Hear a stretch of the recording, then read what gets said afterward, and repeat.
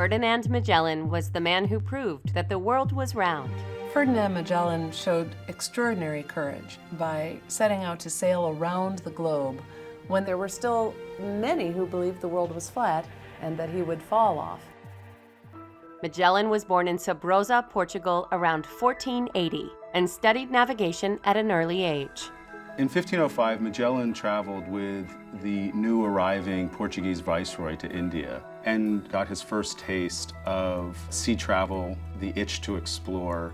He moved around Southeast Asia and maybe even traveled as far as Indonesia and what were then known as the Spice Islands. This is almost certainly where he first got the idea of approaching the Spice Islands by sailing west across the Atlantic rather than east around Africa and then into the Indian Ocean. When Magellan returned to Europe, he tried to get financing for an expedition to find this new western route to Asia. Eventually traveling past what is today Argentina, Magellan found a route to the Pacific, which is now known as the Straits of Magellan.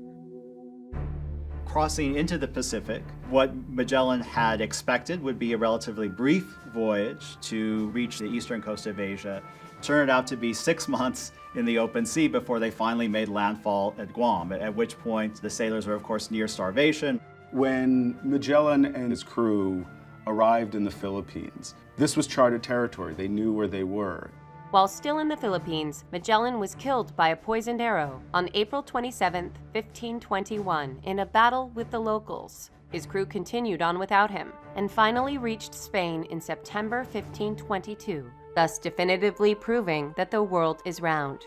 Magellan changed the way Europeans navigated. He increased the knowledge of seafaring navigation exponentially, and in the process made the world a much smaller place.